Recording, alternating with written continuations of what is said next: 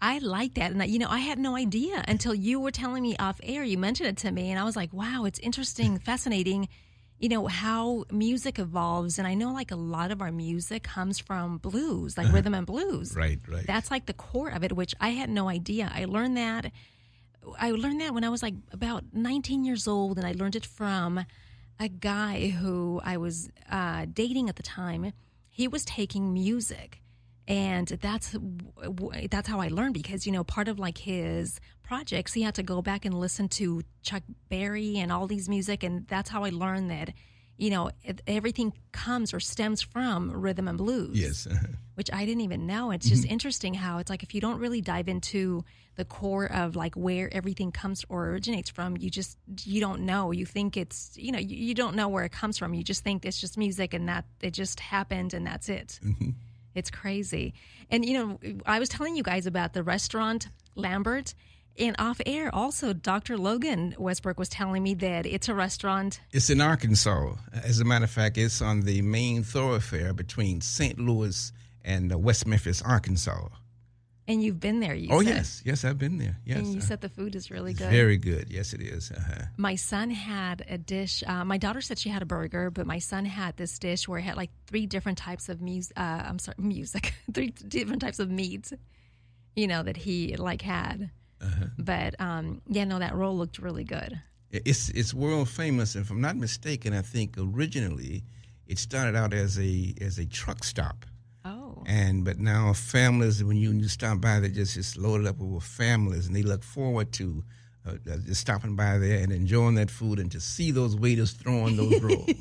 Wait, so I have to ask you, so when you're sitting in there enjoying your food, do you just like, kind of like see rolls, just kind of flying across? Well, usually when someone signals for for more bread or some rolls, it sort of hits up, Yeah. They don't always hit their mark, but most times they do.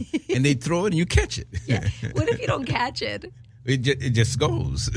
So what if it like falls on the floor, then they throw you another one? They throw you another one, sure do. It was so funny. My daughter recorded my son, and he caught it the first time. So she recorded everything where I guess my son waved. I didn't see that portion of waving, because I had to ask her, and she said, yeah, you just wave.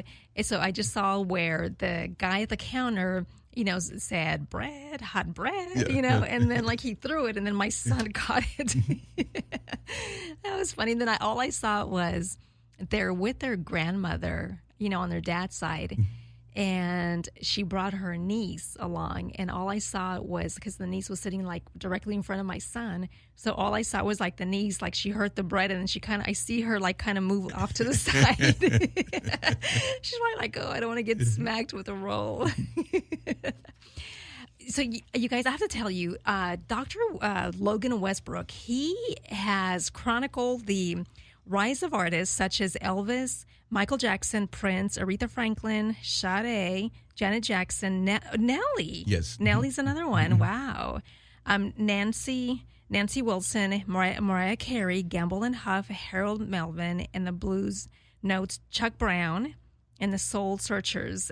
Oh my God, you've done so much. Yes. You are responsible for so many different artists.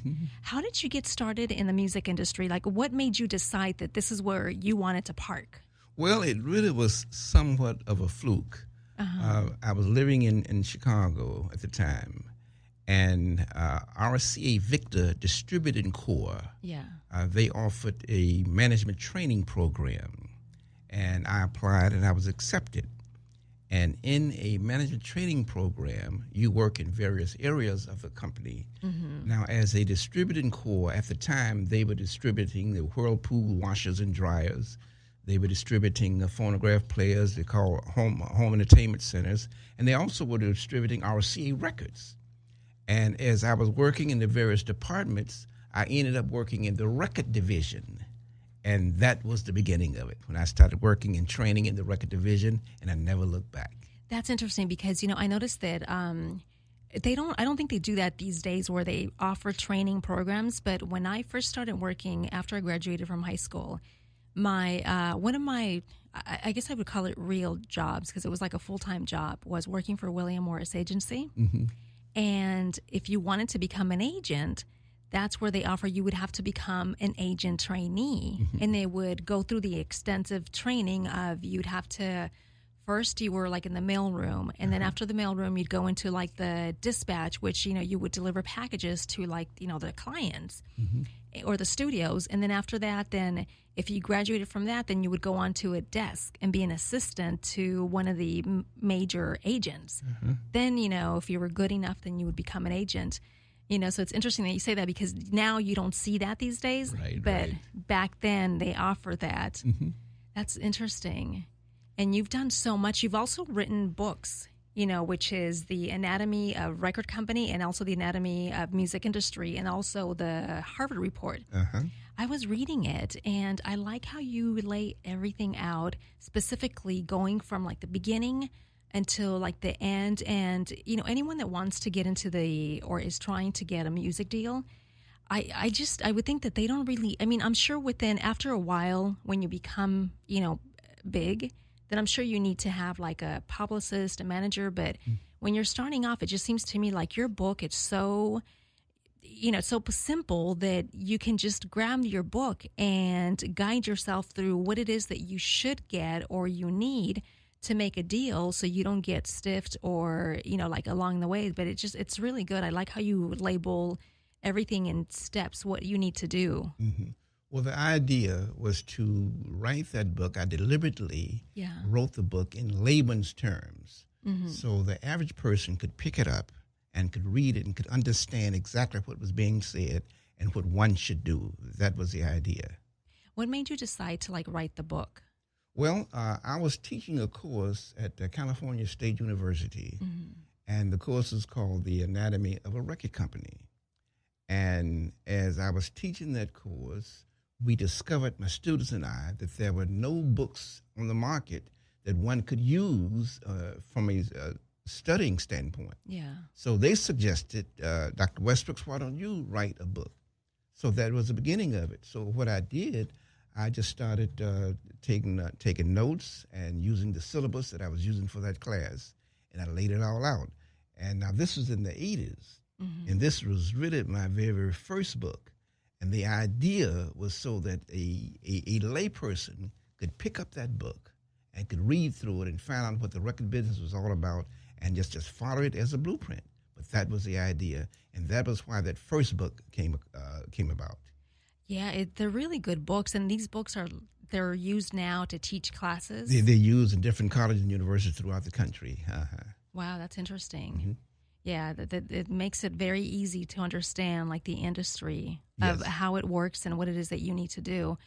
What is there anything that you would suggest, for somebody who is an up and coming artist that wants to get into, maybe landing a deal with a record label? What would you suggest to them, the first thing they should do? Well, number one, the second book that I wrote, which is called The Anatomy of the Music Business, and it says how the game was and how the game has changed. And in that book, I talk about how things were in the past, where the record labels were the gatekeepers, and if they did not let you in, you didn't get in.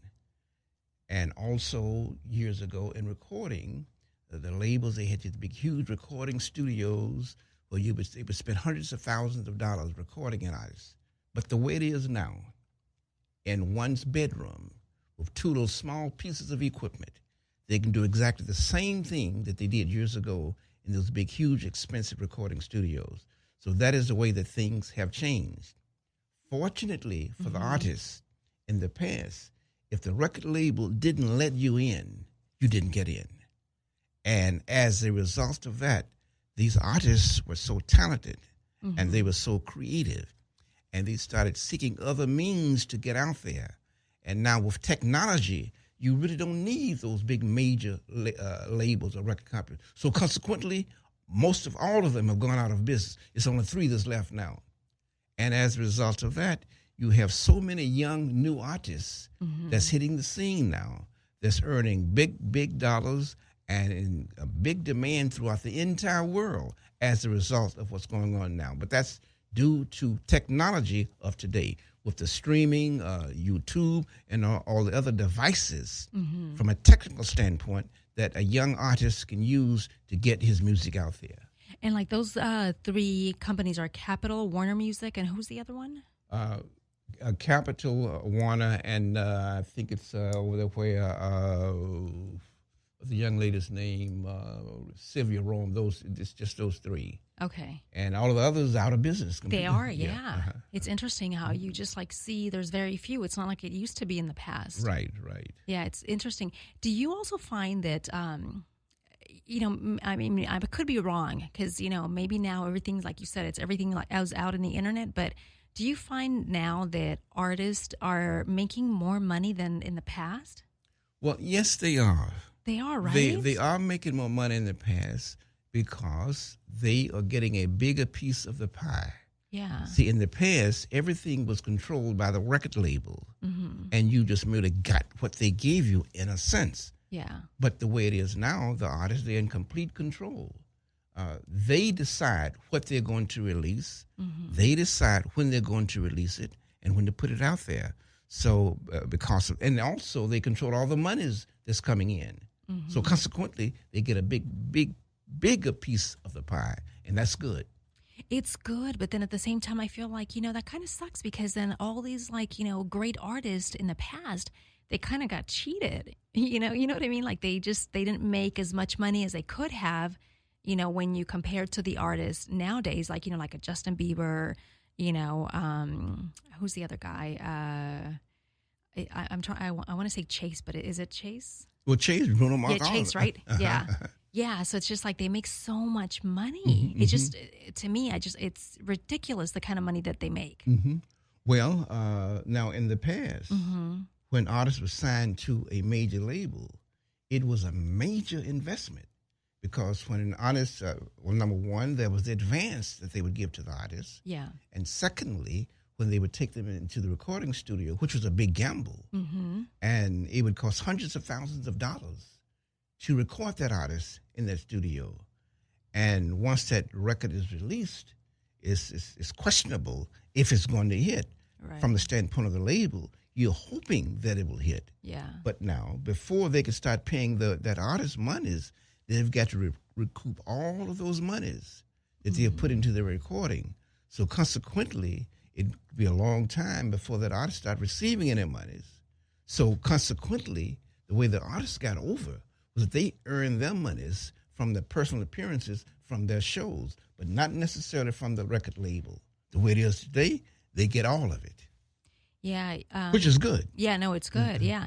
I actually got a chance to go into Capitol Records, and I was able to go into the same studio where Frank Sinatra had recorded like some of his music. Studio A. Yeah. So it was really nice. It was nice just to kind of sit there and watch the artist record. I was watching Matt Goss. He went in there to record his album, and they invited just very few people to come in and watch like the whole process of what goes into when the artist is in there and he just starts to sing and they start to record. And that was pretty fascinating to me. Yeah, now, in that studio, you saw that big, huge soundproof room. Yes. You saw all that big, huge board, all of that equipment. But now, a recording artist, a young artist, can go into his bedroom with two little small pieces of equipment and do exactly the same thing. Isn't that interesting It's how amazing. times, evolve and how they change? And also another thing that I was going to mention about the music. How do you feel, how has the music changed from how it was before to now? Like, do you think the music nowadays is not as, the quality is not as good as it used to be? Well, I think it's all relevant. Like years ago, you were looking for that harmony, those beautiful lyrics, those songs. But now the messages are still there. The messages were there then. Let's take Penny Gamble and Leon Huff, for instance, the kinds of writing that they were doing. But now let's move up here until today. The artists, the young rappers that's out there, what they are rapping about, what's happening in their lives, what's going on in the world today. So it was relevant then, and it's relevant now. So consequently, they are rapping or talking about their experiences. So consequently,